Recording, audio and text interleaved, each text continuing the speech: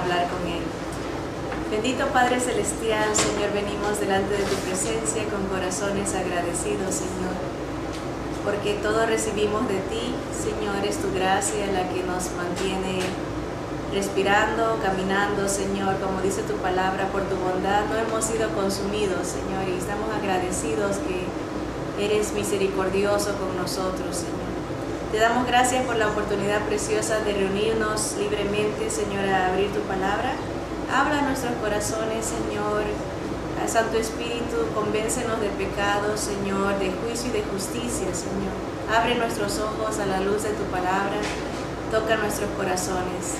Gracias, Padre bendito, en el nombre precioso de Jesús. Amén, amén. Bien, la semana pasada empezamos la característica de la mansedumbre, que es la número 8 de los 9 que componen el fruto del Espíritu. Entre las varias definiciones de mansedumbre vimos que era una docilidad, una suavidad del alma, no tanto exterior, sino más bien interior, de aceptación a la voluntad de Dios, un sentir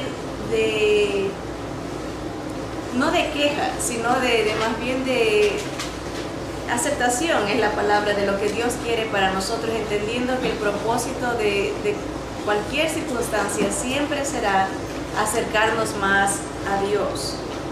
Explicamos la semana pasada que la mansedumbre lleva varios componentes, sin los cuales no pudiéramos tener mansedumbre. Por ejemplo, la semana pasada vimos acerca de la sumisión, es parte de la mansedumbre, la sumisión a la voluntad de Dios sobre todo, sumisión a su palabra, ¿verdad? Así conocemos la voluntad de Dios, así lo conocemos a Él. Y la sumisión es una característica de una persona mansa, de una persona que tiene mansedumbre. Vimos que nuestro gran ejemplo, el gigante manso o el manso gigante, era nuestro Señor Jesús, quien pudo resistir ante la acusación, las ofensas, estar parado sin necesidad de querer imponerse, tranquilo, sometido a la voluntad de Dios, que eran cosas que tenían que pasar, cosas que tenían que cumplirse, su pasión, su muerte, eran cosas profetizadas, y él se sometía como parte de su mansedumbre a la voluntad de su Padre. Él siempre dijo que él hacía la voluntad del Padre, era un ejemplo máximo de mansedumbre. También vimos que otro componente de la mansedumbre es la humildad, la sumisión, la humildad. También otro muy importante componente de la mansedumbre es la habilidad de dejarse enseñar, que uno aprender, ¿verdad? A veces con el tiempo, a medida que uno avanza en los caminos del Señor, se va perdiendo lamentablemente esa capacidad de ser enseñables, ¿verdad? A veces nos empezamos a sentir como que ya sabemos mucho, que no hay nada nuevo, que nadie nos puede enseñar. Eso es falta de mansedumbre. Una persona mansa está abierta a aprender del Señor y obviamente de sus siervos, de sus emisarios o mensajeros, ¿verdad? Siempre hay algo nuevo que uno puede descubrir. A veces puede leer un versículo tantas veces y de repente, después de años, uno aprende algo nuevo de ese versículo y dice, ¿cómo tantas veces lo he leído y no me había dado cuenta de esta nueva verdad, de esta luz que tal vez Dios usa a alguien específico para iluminar nuestro entendimiento? Así que una persona mansa será una persona que se deja enseñar, y al mismo tiempo otra característica de la mansedumbre es que tiene un modo de enseñar especial. Todos somos llamados a ministrar, a enseñar, tal vez no desde un púlpito, tal vez no desde una cátedra o una clase, ¿verdad? Pero como madres, como esposas, como amigas, como hermanas, Dios nos da la bendición de poder enseñar a otros en diferentes áreas, no necesariamente en áreas teológicas, pueda que sea en áreas de diario vivir, ¿verdad? Como obedecer al Señor, como respetar la palabra, ¿verdad? Tantas áreas, ¿verdad? Como mujeres, como hermanas en Cristo, ¿no? Y una persona mansa, una persona que tiene esa mansedumbre del Señor, va a enseñar de una manera bastante especial, ¿verdad? Nunca poniendo abajo al alumno, ¿verdad? Vimos la semana pasada cómo el Señor le pregunta a Pedro, ¿me amas? Pedro, ¿me amas?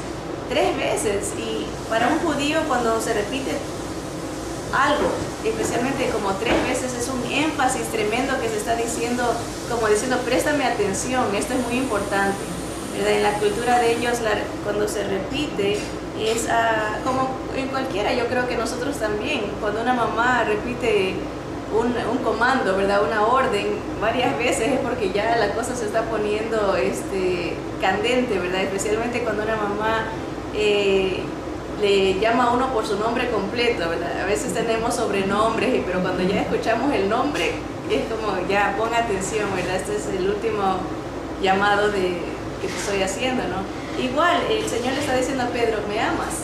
Pedro, ¿me amas? Y él le dice, sí, Señor, tú sabes. Y Pedro se entristece, pero lo interesante es la respuesta que el Señor le hace a la respuesta de Pedro. Si me amas, apacienta mis ovejas, ¿verdad? A mis corderos, apacienta. En otras palabras, tiene que haber, en parte de la mansedumbre y del amor al Señor, es demostrar compasión a los que están bajo nuestro cuidado, ¿verdad? Un corderito, una ovejita es muy susceptible, muy débil, no ve bien, necesita el liderazgo. Entonces, cuando Dios nos encomienda el cuidado ya sea de nuestros hijos, de nuestro hogar, en nuestra familia o en alguna posición de liderazgo, parte de la mansedumbre va a ser saberles enseñar, no poniéndolos por el suelo, por debajo, humillándolos, sino más bien ayudándolos, apacentando esas ovejitas, llevándolas a pastos verdes, ¿verdad? Delicados, donde puedan descansar, a arroyos aquietados, ¿verdad? Donde puedan sustentarse, ¿no? Esas son las ilustraciones que Dios nos da. Así que vemos varios componentes de la mansedumbre. La semana pasada vimos la sumisión que tuvo Pablo, que tuvo Pedro, que fueron fieles aún en las circunstancias más difíciles de su vida, ¿verdad? Hasta la muerte, hasta el martirio, ¿no? Buscaron en su sumisión a Dios, buscaron complacer a Dios y seguir la voluntad de Dios. Ahora nos vamos a enfocar en el segundo componente de la mansedumbre, que es la humildad. Una característica que cada hijo de Dios debe de tener y que está tan despreciada en un sentido, porque es malinterpretada. A veces vemos la humildad como una debilidad, porque el mundo así la ve. Vemos la humildad como algo indeseable, cuando es una virtud tan especial que nuestro Señor Jesús nos dejó como ejemplo, ¿verdad? Si hay alguien que es la expresión máxima de la sumisión, de la humildad, de la mansedumbre, fue nuestro Señor. ¿Qué hizo Él horas antes de ser arrestado? Cenó con sus discípulos y les lava los pies, ¿verdad? Que el Maestro, ¿verdad? Es un ejemplo tremendo de humildad, ¿no? De entrega a la voluntad de Dios, cómo uno puede dar a otros más que la comodidad de uno mismo, ¿verdad? Y eso lo vamos a analizar hoy. Pero antes de analizar la humildad como parte de la mansedumbre, quisiera repetirles un poquito del concepto de la mansedumbre y la palabra griega que se aplica a esta palabra, es la praotes. A estas alturas tenemos que saber ya varias palabras griegas. El ágape es el amor, el chará es el gozo, la paz es eirene, como el nombre Irene quiere decir paz. Amor, gozo, paz. Paciencia es la macrotumia. Vimos que macrotumia es paciencia hacia las personas y upomone es paciencia hacia las circunstancias, ¿verdad? Aguante a las situaciones que vivimos. Tenemos amor, gozo, paz, paciencia, benignidad, que es el charote, se me hace que es, y la bondad, la fe, el pistis, y ahora tenemos a la mansedumbre, que es el praotes. Así que dicen en la definición, praotes es la rendición completa a la voluntad de Dios en nuestra vida. La palabra significa dejar de luchar con Dios. Es todo lo opuesto de la debilidad. La mansedumbre es el poder y la fortaleza que surgen al someternos a la voluntad de Dios. No podemos comprender la palabra praotes sin estudiar sus componentes: sumisión, humildad, capacidad de aceptar la enseñanza y capacidad de enseñar. La palabra mansedumbre se define como docilidad, afabilidad, paciencia.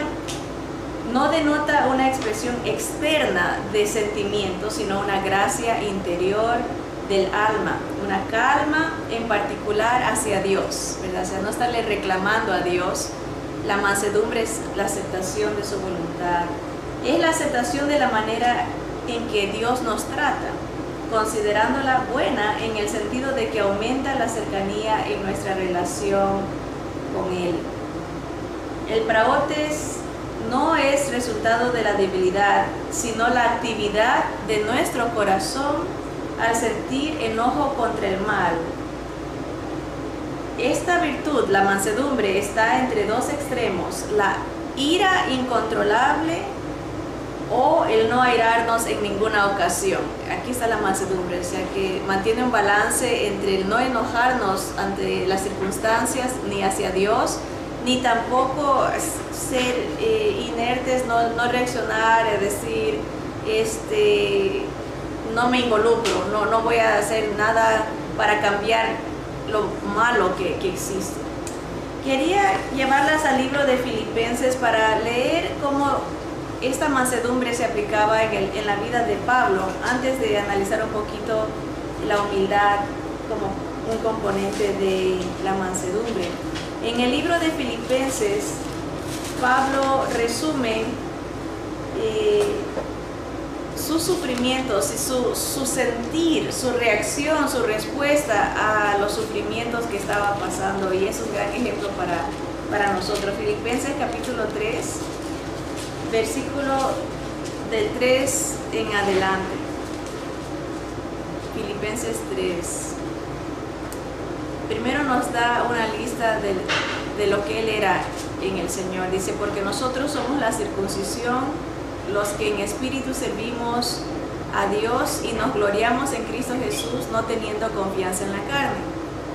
Aunque yo también tengo de qué confiar en la carne, dice Pablo. Si alguno piensa que tiene de qué confiar en la carne, yo más. Circuncidado al 8º día, del linaje de Israel, de la tribu de Benjamín, hebreo de hebreos, en cuanto a la ley, fariseo, en cuanto a celo, perseguidor de la iglesia, en cuanto a la justicia que es en la ley, irreprensible. Pero cuantas cosas eran para mí ganancia, las he estimado como pérdida por amor de Cristo.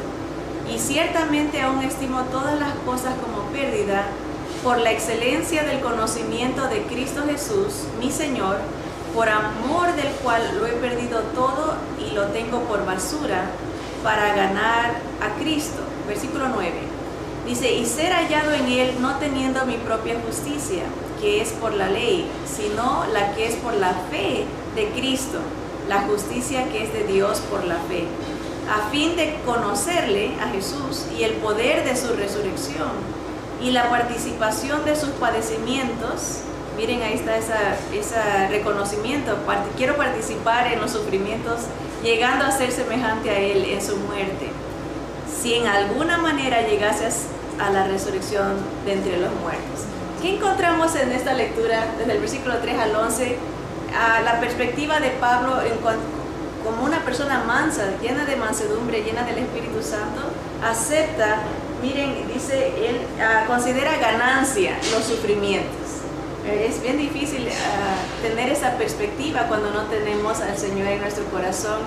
Considerar ganancia los sufrimientos. ¿Por qué? Porque dice, me van a ayudar a conocer a Cristo, me van a ayudar a ser partícipe del amor de Él, de la resurrección que Él ofrece. Miren en el versículo 8, Él estima como pérdida las cosas que Él tenía, su reputación, su conocimiento, todo por la excelencia de conocer a Jesús.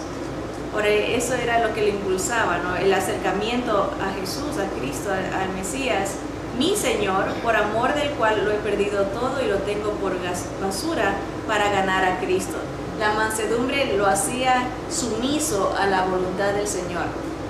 Algo también que se destaca en estas porciones, dice que Él buscaba la justicia que era de Dios por la fe, no la justicia humana, y eso es someterse a la voluntad de Dios, ser receptivo a la palabra de Dios. Es un gran ejemplo en Pablo. Ahora sí, vámonos a ver lo de la humildad. Vamos a ver varios pasajes y vamos a ir un poquito rápido al explorarlos, porque vamos a ver que cada versículo menciona la palabra humildad y nos relaciona cómo se manifiesta la humildad en nuestra vida, ¿verdad? A veces tenemos ideas erradas de que la humildad tiene que ser algo exterior, ¿verdad? De gente, como decíamos la semana pasada, que lleva una apariencia de sufrimiento porque dice, yo soy humilde, ¿verdad? Se viste de una manera como de pobreza porque cree que lo de afuera es lo que va a enseñar al mundo que uno es humilde. Pero ahorita vamos a ver bíblicamente cómo se ve la humildad en una persona. Vámonos al libro de Segunda de Crónicas, muy conocido esta porción bíblica. Segundo libro de Crónicas, capítulo 7, en el versículo 14, está el consejo de Dios a su pueblo, a Israel, ¿verdad? Y nosotros lo hemos aplicado para nosotros. Dice, si se humillare mi pueblo, sobre el cual mi nombre es invocado, y oraren, y buscaren mi rostro, y se convirtieren de sus malos caminos, entonces yo oiré desde los cielos, y perdonaré sus pecados, y sanaré su tierra. Después de que dice, si se humillare mi pueblo, el Señor empieza a dar algunas características que van a ser resultado de esa humillación. Una de las cosas que muestra una persona que es humilde es orar, busca la voluntad de Dios, busca conocer el propósito de Dios en su vida, ¿no? Dice orar, buscar el rostro. Una persona humilde busca a Dios. Ahí vemos todo lo contrario de una persona soberbia, no quiere saber nada de Dios. Una persona que se autosuficiente no busca de Dios, ni quiere saber de la voluntad de Dios. ¿Qué otra cosa hace una persona humilde? Se convierte de sus malos caminos, reconoce que ha estado mal y cambia. Busca, la palabra arrepentirse es un cambio de 180 grados, dar un giro completo, un cambio de mente. Esas son las características de una persona humilde, ¿verdad? Que busca el rostro de Dios, ora delante de Dios, busca la voluntad de Dios y se arrepiente, cambia sus malos caminos. ¿Qué más podemos aprender de la palabra? Ahí mismo en el segundo libro de Crónicas, en el capítulo 34, Segunda de Crónicas, capítulo 34, versículo 27, dice, y tu corazón se conmovió y te humillaste delante de Dios al oír sus palabras sobre este lugar y sobre sus moradores, y te humillaste delante de mí y rasgaste tus vestidos y lloraste en mi presencia. Yo también te he oído, dice Jehová. Aquí vemos una expresión exterior aceptable para Dios. Cuando una persona llora delante de Dios, muestra su humildad delante de Dios. Es tan hermoso llegar a ese punto de reconocimiento que que nuestros ojos expresen el sentir del alma, ¿verdad? La bajeza de nuestra posición delante de Dios, reconocer quiénes somos y quién es Él, nos lleva a exteriorizar nuestro sentir a través de lágrimas, ¿verdad? Hay una frescura que viene después de llorarle al Señor, expresarle en humildad nuestro reconocimiento de gratitud, un reconocimiento de la gracia que Él nos ha dado, el perdón, ¿verdad? Dios se agrada cuando uno le ora y le llora en humildad. Eso sí, también vemos antiguamente los judíos, hasta el día de hoy, como una expresión de su lamento, de su dolor, de su tristeza, se rasgaban sus vestidos, ¿verdad?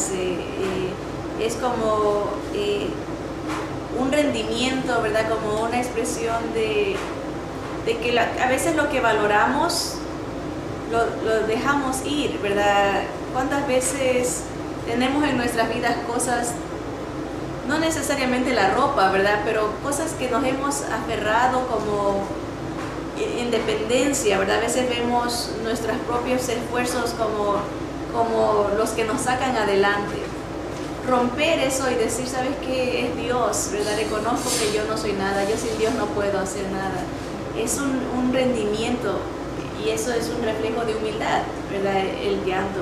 ¿Qué más podemos ver? Hasta ahorita hemos visto que orar, buscar el rostro de Dios, arrepentirse, llorar, rasgarse los vestidos, ¿verdad? En humillación al Señor. Vámonos al libro de Esdras,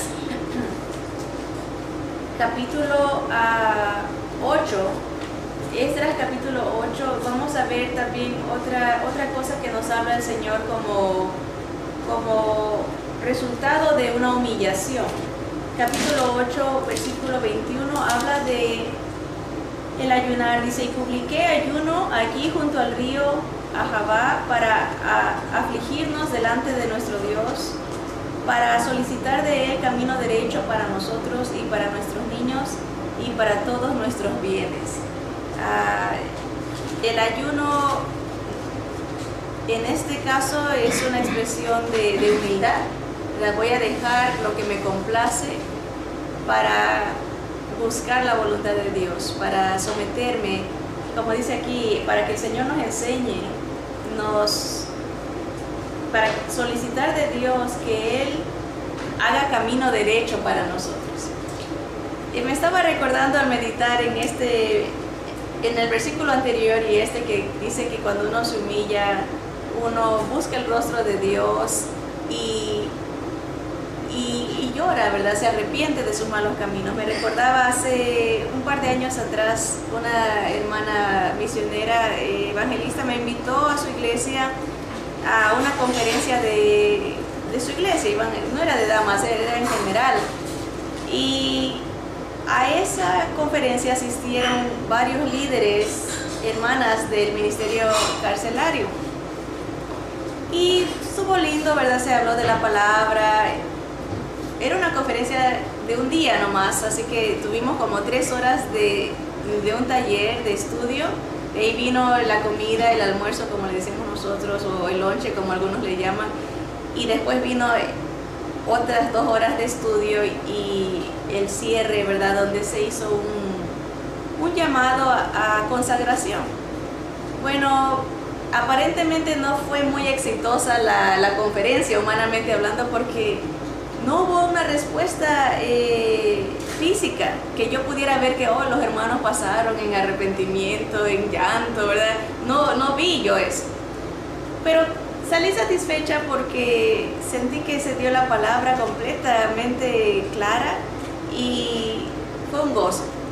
Pasaron unos meses, pocos meses después me llama una de las hermanas que asistió, líder de este otro ministerio, y me dice, hermana, quiero contarle algo que pasó durante la conferencia.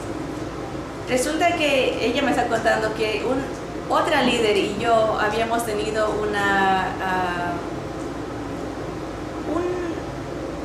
un roce, por decirlo así, en nuestra relación.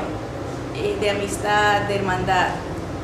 La hermana, me está contando la hermana, dice, yo sentía que no se sometía a mi liderazgo, había una resistencia, yo sentía que ella quería hacer lo que ella quería.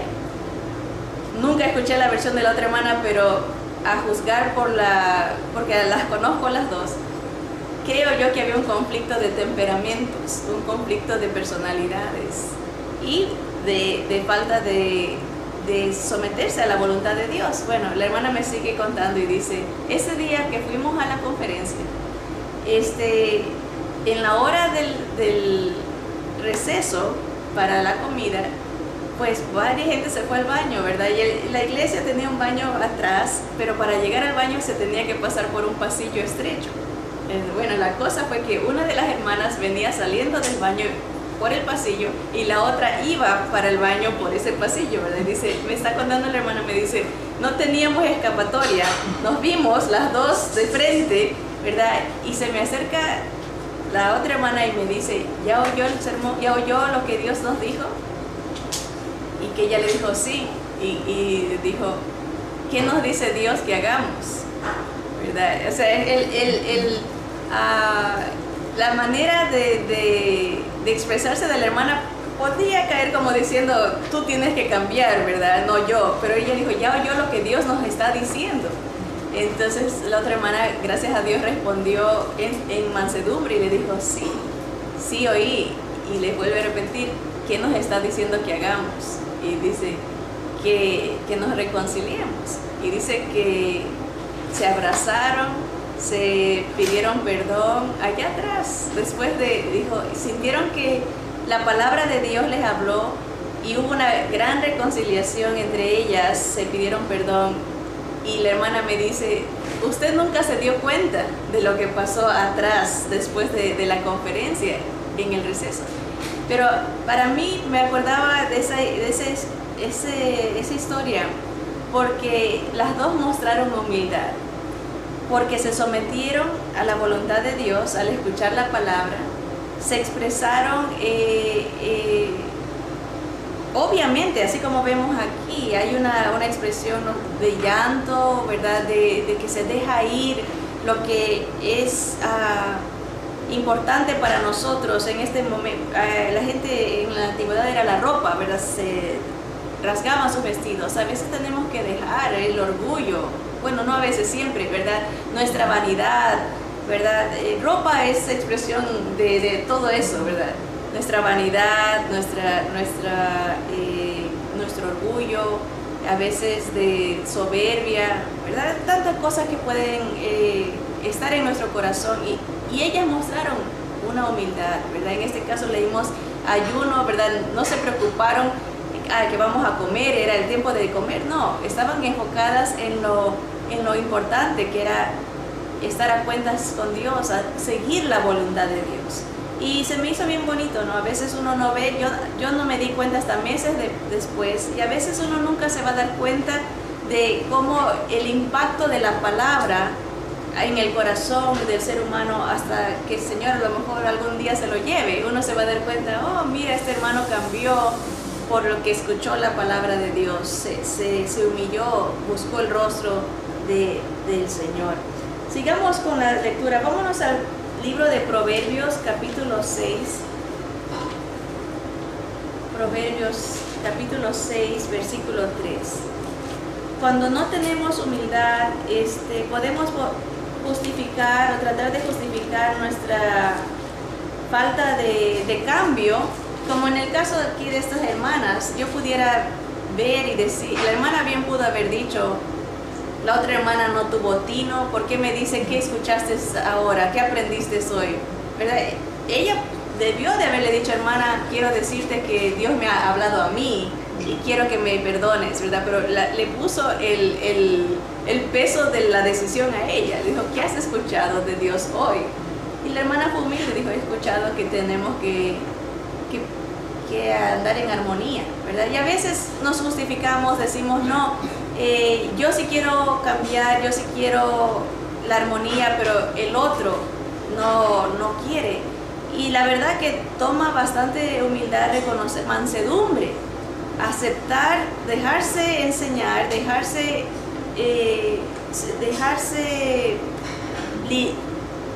¿cómo se dice? Dejarse impulsar, llevar por la voluntad de Dios. Proverbios 6:3 dice: haz esto ahora, hijo mío, y líbrate, ya que has caído en la mano de tu prójimo. Ve, humíllate y asegúrate de tu amigo. Que a veces cuando uno comete una imprudencia, ofende a alguien, la humildad es querer regresar a ganarse al amigo, ¿verdad? No dejar que una imprudencia, todos fallamos, hermanos, y a veces para mí siempre pienso esto, que la comunicación es un arte, y hay gente que no es artista, ¿verdad? Que habla de una manera que se puede malinterpretar o se puede tomar de otra manera, ¿verdad? Y posiblemente no fue eso lo que quiso decir, ¿verdad? Son artistas abstractos, ¿no? Que dicen una cosa y quieren que uno entienda otra cosa, ¿verdad? Y eso no se puede hacer. La comunicación es tan importante, pero una persona humilde va a hacer todo lo posible para alcanzar a ese amigo. No dejar que una imprudencia, un malentendido rompa algo que Dios dio, ¿verdad? Por eso dice: ve, humíllate y asegúrate de tu amigo, si has caído en la mano de tu prójimo, que te pueda acusar, que tiene una queja contra ti. Ahora vámonos al Nuevo Testamento, al libro de Santiago. Así que podemos rescatar muchas enseñanzas acerca de la humildad, cómo se manifiesta en nuestras vidas. Santiago capítulo 4, versículo 10, dice de la siguiente manera. Santiago 4, versículo 10. Déjenme encontrarlo primero. Santiago 4:10 dice: humillaos delante del Señor y Él os exaltará. Bien sencillo y bien conocido el versículo, muy conocido. Si uno busca la voluntad de Dios, si uno le ora a Él, busca el rostro de Dios, se arrepiente, si uno le llora al Señor, si uno se humilla buscando en ayuno, ¿verdad? La voluntad del Señor, el Señor lo va a exaltar a uno. No va a pasar mucho tiempo que Dios va a respaldar la obediencia con exaltación, ¿verdad? ¿Cómo se puede ver eso? A veces es una confirmación, exaltación, y a veces es protección del nombre de una persona que a lo mejor está siendo atacado, ¿verdad? La exaltación se puede ver como de muchas maneras. A veces puede verse como un impulso de parte de Dios, un apoyo al ministerio, a la situación que esté pasando. Cuando uno obedece a Dios en cualquier circunstancia, Dios va a bendecir, dándonos la razón, haciéndonos ver que lo que estábamos haciendo le agradó, ¿verdad? Esa es una manera que el Señor exalta, ¿verdad? Que el Señor bendice. Vamos uno más, ahí mismo, más adelantito en el libro de Pedro, capítulo 5, versículo 6, el último versículo que vamos a leer en cuanto a la humildad o la humillación delante de Dios. Dice el versículo 6: humillaos pues bajo la poderosa mano de Dios, para que Él os exalte cuando fuere tiempo. Si seguimos leyendo, vamos a entender cómo uno se puede humillar delante del Señor. Versículo 7 dice: echando toda vuestra ansiedad sobre Él, porque Él tiene cuidado de vosotros. Sed sobrios y velad. Vamos a parar ahí para conectar un versículo con otro. Una manera que uno se humilla delante de Dios es cuando uno le confía a Él. No se llena de ansiedad, de incertidumbre, de preocupación, porque cuando uno se llena de eso, está diciéndole a Dios: no confío en ti, confío en mí, yo necesito salir adelante de este problema. No hay humildad, hay soberbia, hay arrogancia, hay vanagloria. Decir, estoy preocupado, porque cuando nos preocupamos estamos diciendo que queremos tener nosotros el control. Cuando uno se humilla delante de Dios, dice, bajo la poderosa mano de Dios, es un reconocimiento de quién Dios es, ¿verdad? Va de la mano con la fe. Todas las características de este fruto van de la mano, se conectan el uno con el otro, una dependencia de Dios. Él nos exalta cuando es tiempo, cuando confiamos en Él, porque Él tiene cuidado de nosotros. Y la sobriedad y el velar es en cuanto a perder esta habilidad de depender de Él. El enemigo nos va a tratar de preocuparnos, anda alrededor de nosotros viendo a quién preocupa, a quién tumba, a quién llena de ansiedad. Y por eso dice, no echando toda vuestra ansiedad sobre Él, ¿verdad? Porque Él tiene cuidado de nosotros. Así que la humildad se va a ver de una manera como esa docilidad, esa calma en la situación. Una dependencia, ¿verdad? Es ser humilde delante de Dios, el confiar en Él, ¿verdad? Dice el versículo 9, al diablo resistid firmes en la fe, sabiendo que los mismos padecimientos se van cumpliendo en vuestros hermanos en todo el mundo. Así que, hermanas y hermanos, muchas cualidades de la humildad que podemos ver interiormente, exteriormente, y que es un componente indispensable para tener mansedumbre. Si nos sometemos, tenemos la sumisión a la voluntad de Dios, vamos a vivir una vida de humildad, de rendimiento a la voluntad de Dios, a su plan para nuestra vida, ¿verdad? Se va a reflejar. Dice, la lista podría continuar. Estoy segura que usted ha notado el mandato incluido en cada versículo, humillaos. Cada versículo decía humillaos o humíllense. Es un mandato, no una sugerencia. Humillaos. Todos podemos pensar en momentos en que Dios nos ha hecho sentir humildes, pero Él exige que nosotros nos humillemos a nosotros mismos. En esta serie de estudios hemos observado el alto precio de la soberbia.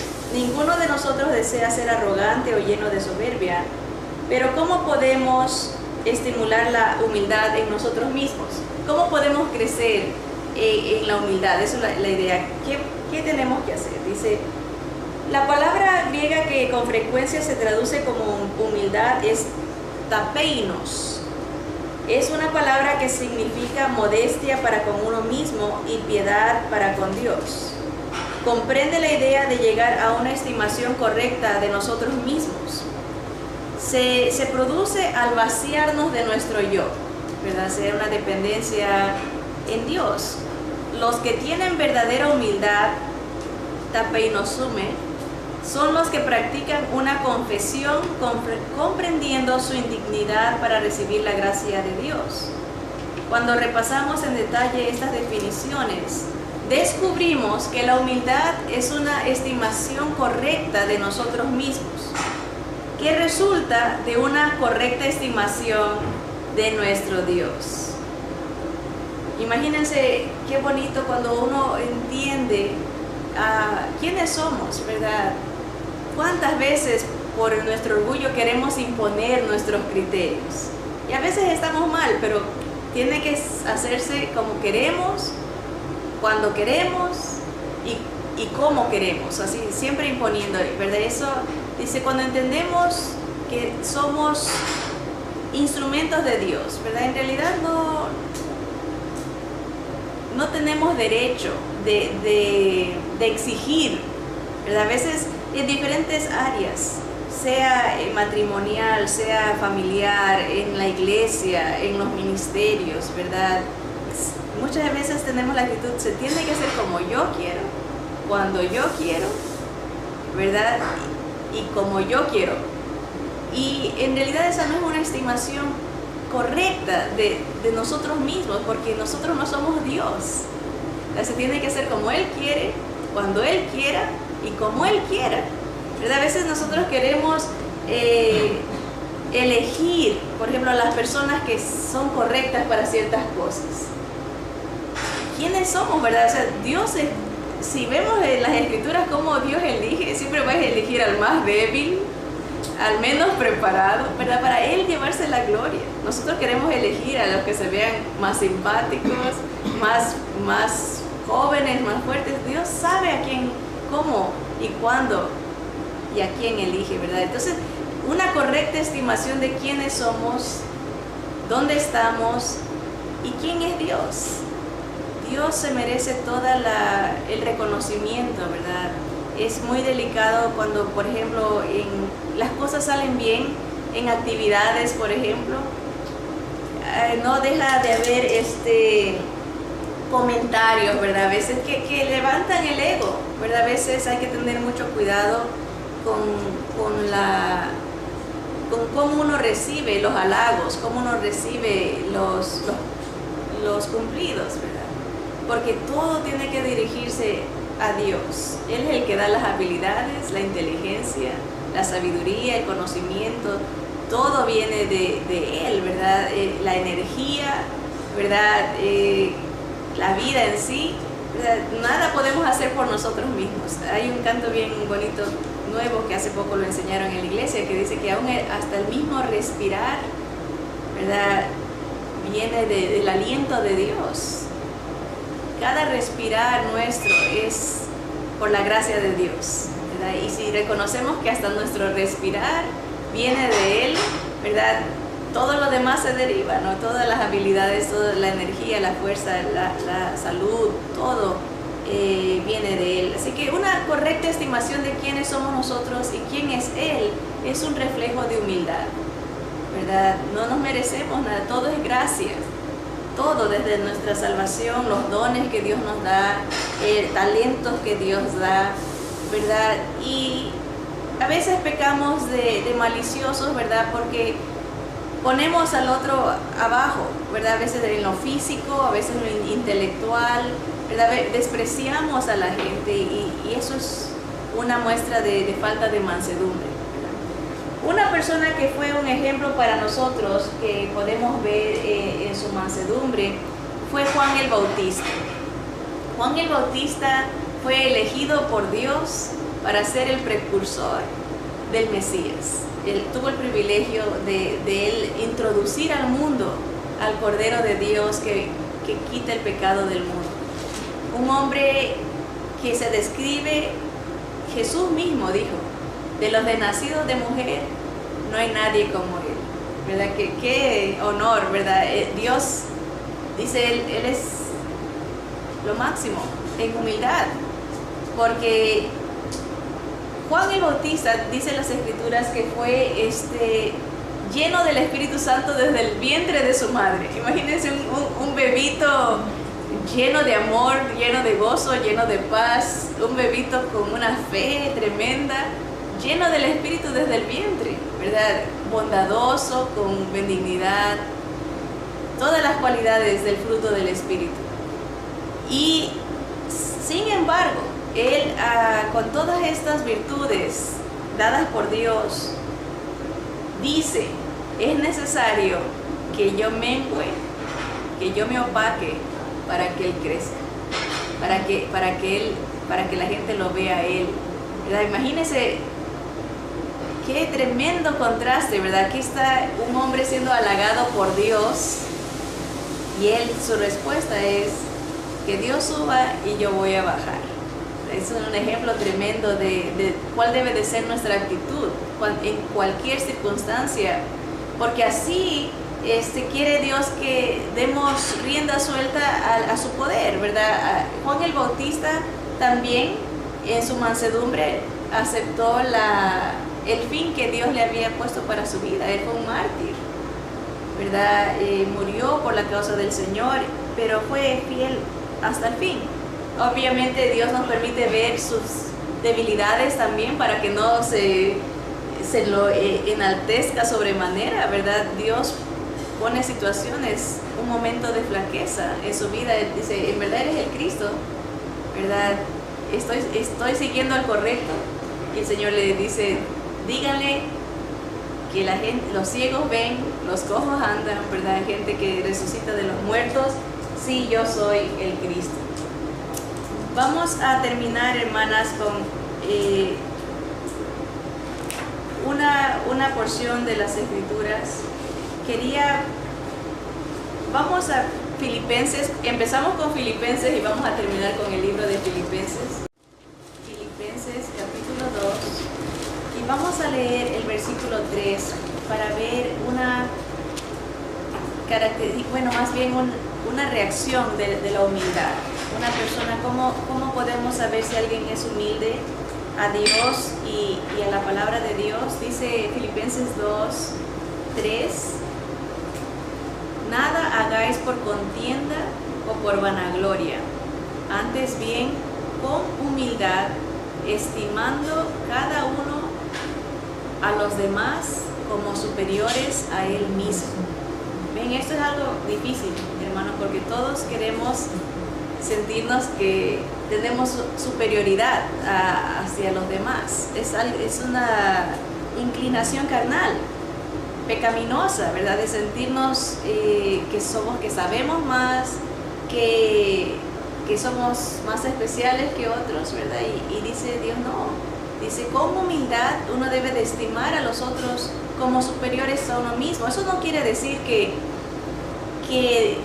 vamos a mentirnos, porque en cuanto a niveles de conocimiento pueda que sí haya diferencia, ¿verdad? Pero no se trata de lo exterior, ¿verdad? Sino del intelecto. No se trata de eso, sino de la actitud que nosotros tenemos de consideración hacia los otros, ¿verdad? Obviamente habrá diferencias en madurez, diferencias en conocimiento, pero esa no es la idea, ¿verdad?